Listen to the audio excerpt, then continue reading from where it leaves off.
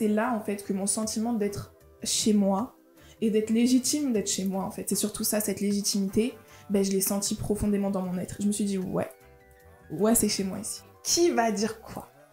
Hi guys, welcome back on my channel.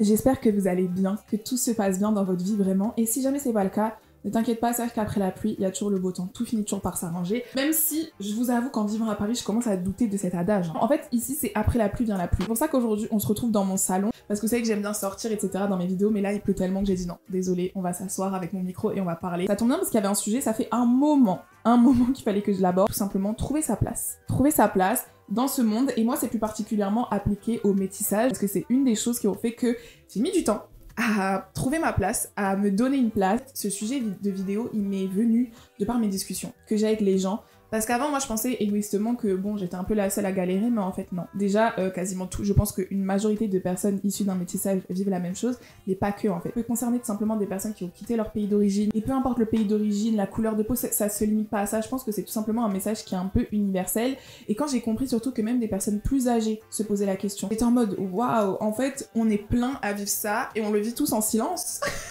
Et du coup, aujourd'hui, je me sens prête de vous en parler, parce que je pense que j'ai pas mal avancé sur ça, même si c'est quelque chose que je sais que je vais continuer à travailler toute ma vie, vraiment. Ce dont je suis sûre, en tout cas, c'est que peu importe d'où tu viens, etc., ça va résonner en toi d'une certaine manière, parce que, ça y est, j'ai compris, on le vit tous. On le vit tous. Alors moi, pour ceux qui savent pas, je suis franco-gabonaise. Ma maman est gabonaise, 2 parents gabonais, nés au Gabon, mais qui a vécu la majorité de sa vie en France. Et mon papa, lui, est français, de l'Est de la France. Je suis moi-même née dans l'Est de la France, vécu toute ma vie en France. Alors déjà, dès l'enfance, moi j'ai eu une chance, c'est que j'ai pu aller au Gabon déjà très jeune. Très jeune. Mon papa, avant même que mes parents se séparent, il est déjà allé au Gabon, moi j'y suis allée aussi, même quand ma maman elle y allait pas, elle m'envoyait quand même. Du coup, j'ai pu construire déjà des souvenirs avec mon pays d'origine. Et ça, je sais que c'est pas le cas pour tout le monde. Je remercierai jamais assez ma maman pour ça, parce que ça m'a permis en fait de toujours avoir ces souvenirs. Dans ma tête, je savais déjà que ouais, je suis gabonaise aussi.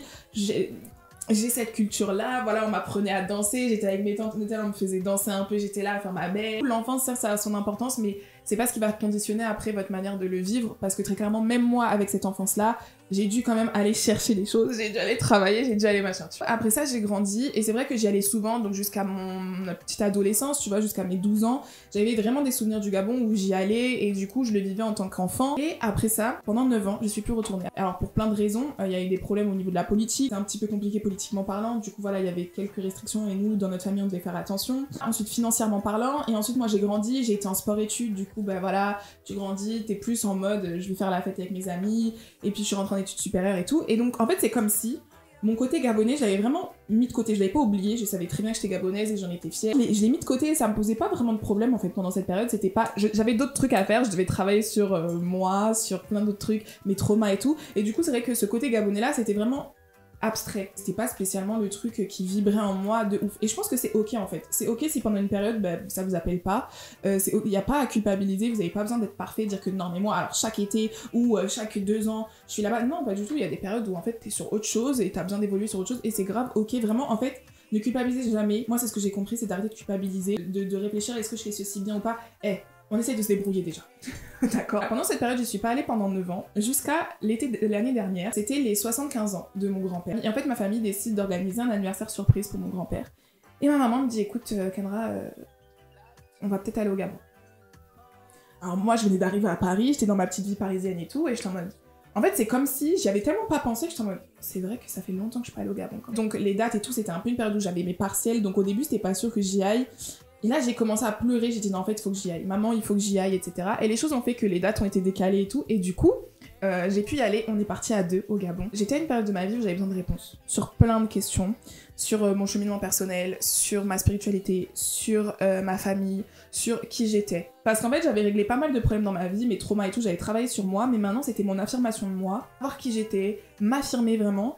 Et en fait, c'était ça qui me manquait. Je me suis dit, écoute, je sens que ce voyage, il va donner des réponses à pas mal de tes questions. Pourtant, il n'y avait pas de raison, tu vois, il n'y avait pas de raison, j'allais juste aller au Gabon, mais je me suis dit, va avec tes questions, tu vas voir comment tu vas revenir. J'ai revu ma grand-mère que j'avais pas vue depuis, ça a été la surprise à mon grand-père. En fait, le plus important, au-delà de ça, ça a été de mettre les pieds dans mon pays. Juste de sentir la terre, l'air, tout, juste d'arriver chez moi. Que c'est mon pays tout autant que la France est mon pays. Hein. Quand je dis mon pays, c'est pas que je renie la France. En fait, je pense que ça a été le plus grand soin que j'ai pu avoir, c'était juste de, voilà, poser mes pieds et être chez moi. Et me rappeler que, ah mais ici c'est chez moi aussi en fait. Et du coup, pendant ce voyage d'ailleurs, j'ai refait mon passeport gabonais parce que j'ai la nationalité gabonaise, mais mon passeport gabonais n'était plus valide depuis un moment. Et je vous assure que quand j'ai tenu mon passeport gabonais dans ma main, ben, j'ai eu une sensation, c'est comme si je me disais, ouais, j'avais besoin de ça, de pouvoir avoir mes 2 passeports dans la main, autant le français que le gabonais, de me dire ouais.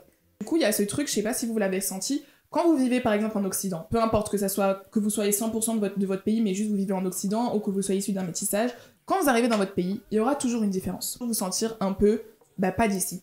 C'est-à-dire que quand t'arrives, ça c'est le cliché, c'est le truc de base, mais c'est vrai. J'arrive au Gabon, je suis en France, je suis vraiment la noire du groupe. T'es considérée comme noire ici en France, tu vois. T'arrives dans ton pays d'origine, donc moi j'arrive au Gabon, au Tanganyika, la blanche. En fait, c'est même pas méchant, parce que malheureusement, en plus, il y a du colorisme. Au Gabon, il y en a, mais en Afrique en général, il y a du colorisme, donc c'est même pas méchant. Des fois, pour eux, c'est un compliment. Ça saoule, en fait. C'est là que ces 2 semaines m'ont fait du bien. Mais m'ont fait prendre conscience quand même ces paroles-là des gens, ou même des fois de ta famille, ils font même pas gaffe, ils disent non, ah, ça c'est les blancs, machin. Ouais, mais...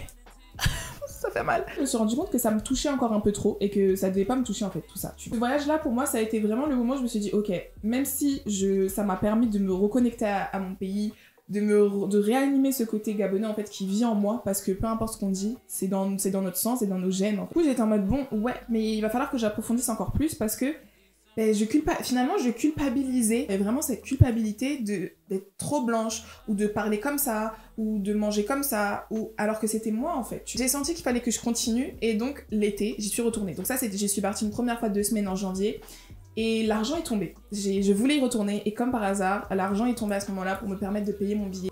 Et là, j'ai dit non, mais moi, je reste pendant plus d'1 mois. Donc de base, je devais rester 1 mois et demi là-bas au Gabon. Ça a été un voyage qui a vraiment changé beaucoup de choses, c'est-à-dire que là, quand je suis arrivée toujours avec le même truc, un peu cette culpabilité de des fois être trop blanche, l'accent, ton accent il est pas parfait, des trucs bêtes, mais je sais qu'il y a des gens, vous allez savoir ce que je vais dire. Tu payes beaucoup avec du liquide. Nous ici, on paye en carte bancaire. Et les gens ont souvent le prix en tête de beaucoup de choses, où ils ont l'habitude que ça, c'est combien? Ah, 700 francs, hein. Bon, tu donnes. J'ai pas l'habitude, tu vois. Des fois, t'es en mode, ah, c'est combien? Et en fait, ça te gêne parce que tu sens que t'es d'ici mais t'es pas d'ici. Il y a quand même une distance qui se crée en fait, mais c'est normal, parce qu'en réalité tu vis pas ici.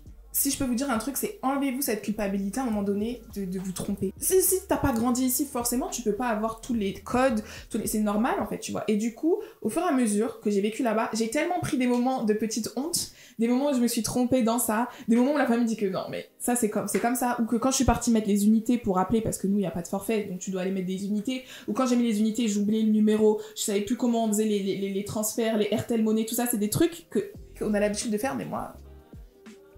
Non, en fait. En fait, j'ai tellement eu des petits moments de petits trucs en mode « Ah, bah là, j'ai mal fait », qu'en fait, au bout d'un moment, je me suis dit « Mais en fait, je m'en fous ». Et à partir de là, en fait, mon comportement, il a totalement changé parce que j'ai arrêté de m'excuser d'être qui j'étais. J'ai arrêté de m'excuser d'être une franco-gabonaise qui vient en France, mais qui vient chercher à savoir d'où elle vient. Parce qu'en fait, c'est plus qu'honorable de le faire.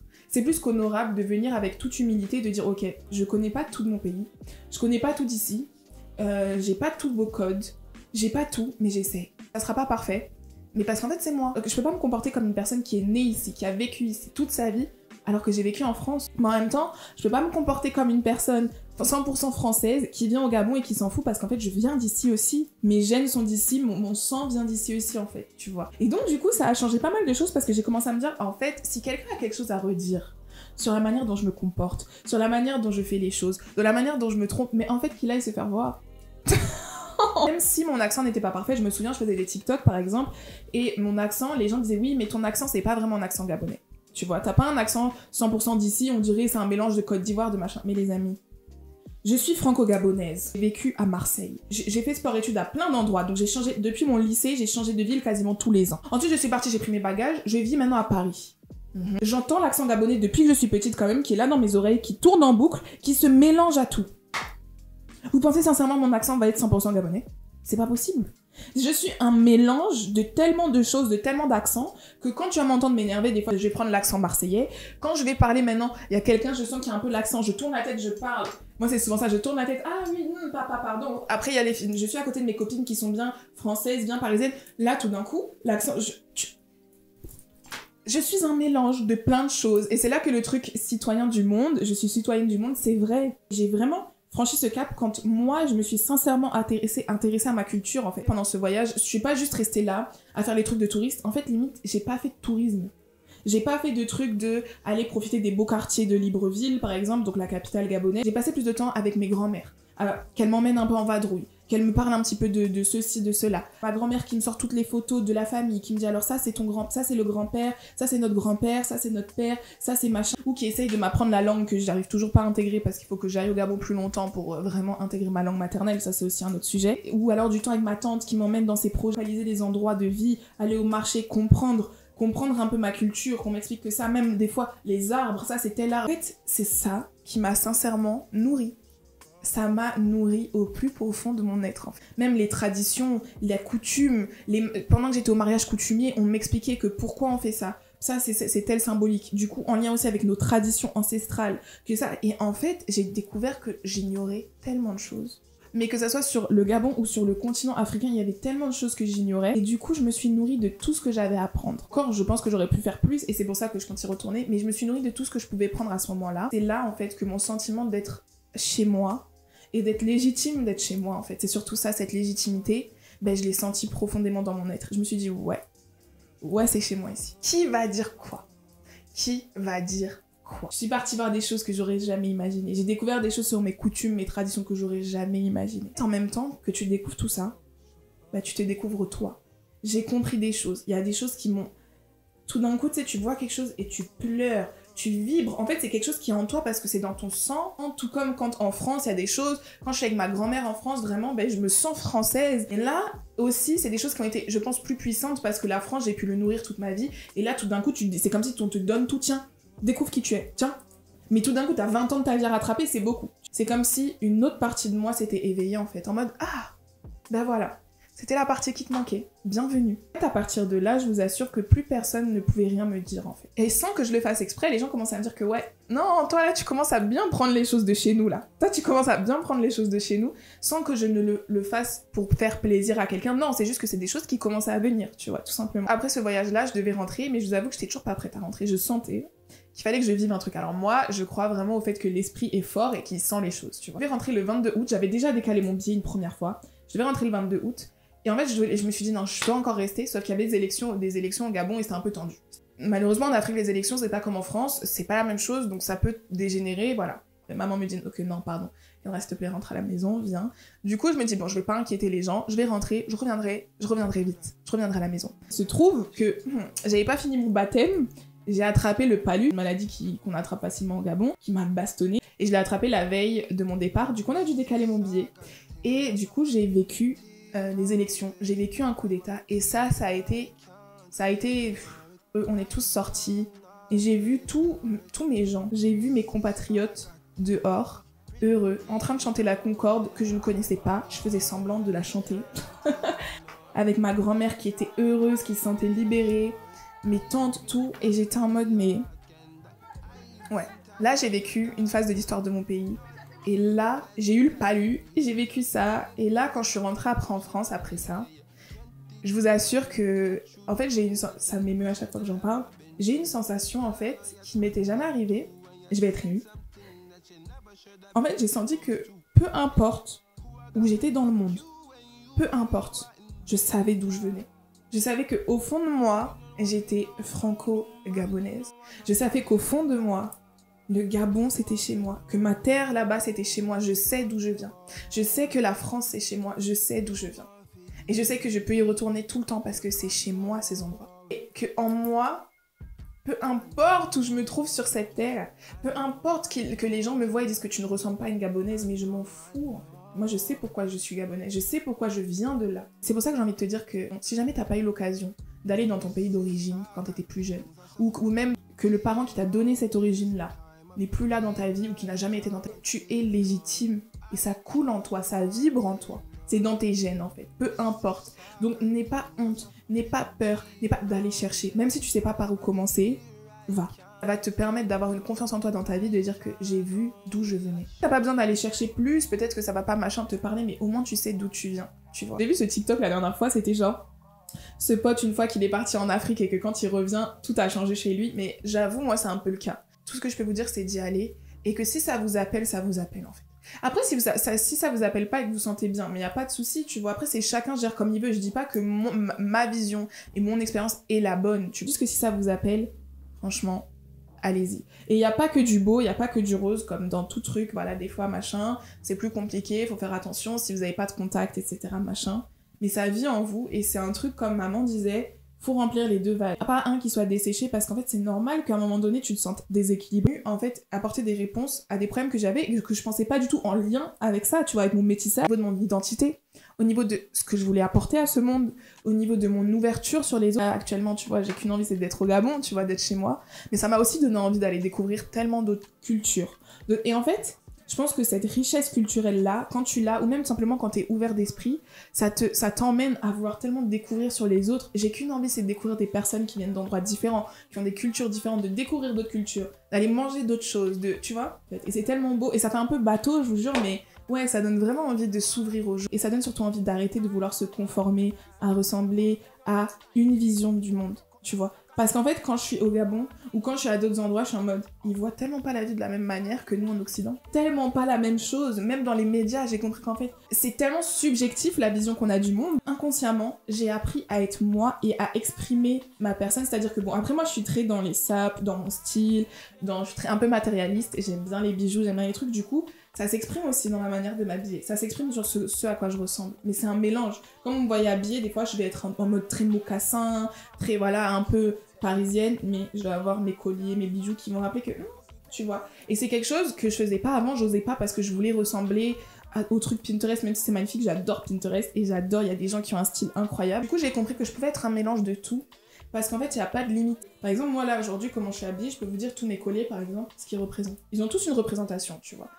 Mais c'est peut-être pas à la mode, et je le fais pas parce que c'est à la mode, ou je le fais pas... Non, je le fais parce que c'est moi. Je voulais le montrer au monde, que ouais, regardez, je suis un mélange.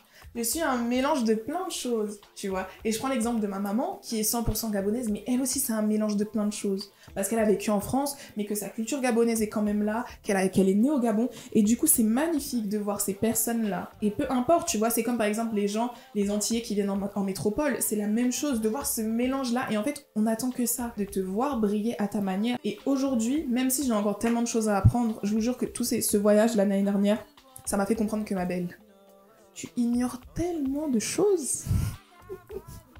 Et j'aime particulièrement adopter cette posture d'élève de la vie, en fait. J'aime apprendre, j'aime me tromper. Des fois, moi, je suis une pro pour me taper la honte dans les mini-trucs, tu vois. Genre en mode, je sais pas, dans la manière de faire certaines choses, je me tape un peu la honte parce que je le fais maladroitement. Genre en mode, j'essaye de bien le faire, mais en fait, je le fais de façon un peu maladroite. Non, c'est pas ça. Mais j'essaye au moins. J'essaye. Quand je vais cuisiner, des fois je cuisine, c'est pas comme ça. J'essaye. En vrai, avant tout, le seul conseil qui reste là, et que je pense qui est le plus important quand j'y réfléchis aujourd'hui, c'est d'enlever cette culpabilité d'être qui vous êtes en fait. J'ai culpabilisé d'être noire, j'ai culpabilisé d'être blanche, j'ai culpabilisé d'être grande, j'ai culpabilisé d'avoir des cheveux trop gros, j'ai culpabilisé de parler fort. Mais en fait, non. Non, en fait, culpabilise pas si ton chemin il est plus long. Moi, je l'ai fait à 20 ans. Il y en a qui l'ont fait peut-être à 16, ou qui sont toujours sentis ancrés, qui sont toujours sentis très bien. Il y en a qui vont le faire à 35 ans. Mais en fait, chacun son rythme. Chacun son rythme. C'est pas mon timing qui est parfait. C'est pas le timing du voisin qui est parfait. Chacun son rythme dans son évolution. On a tous une histoire qui est différente. On a tous machin. Et il faut surtout pas se traumatiser. Tant que t'es ok avec ton cheminement, c'est parfait. Peu importe qui on est, peu importe que ce soit pour des questions, là, aujourd'hui, c'est des questions d'origine. Mais des fois, ça peut être pour des questions tout simplement de qui on est intérieurement. Des fois, on se sent pas à sa place. Et il y a plein de fois où je me sens pas à ma place. Franchement, il y a plein de fois où quand je parle, je me dis... Il y a plein de fois où je me sens pas à ma place. En fait, j'ai compris que la place, il y a personne qui allait me la donner. Hein. Personne qui va te donner ta place, c'est à toi d'aller la prendre et de dire que ça, c'est qui je suis. Et ça, c'est ma place. Et je ne suis pas désolée. C'est vraiment le message que je voulais vous partager aujourd'hui. Parce que je pense qu'on est plein. On est plein à les vivre. Et n'hésitez surtout pas à me partager vos histoires, que ça soit ici, en DM sur Instagram. Mon Instagram est juste là si jamais vous voulez avoir un peu plus de moi au quotidien. Moi, je vous souhaite une merveilleuse journée, une merveilleuse semaine, une merveilleuse année, peu importe, que tout se passe bien pour vous. Et nous, on se retrouve la semaine prochaine. Ciao.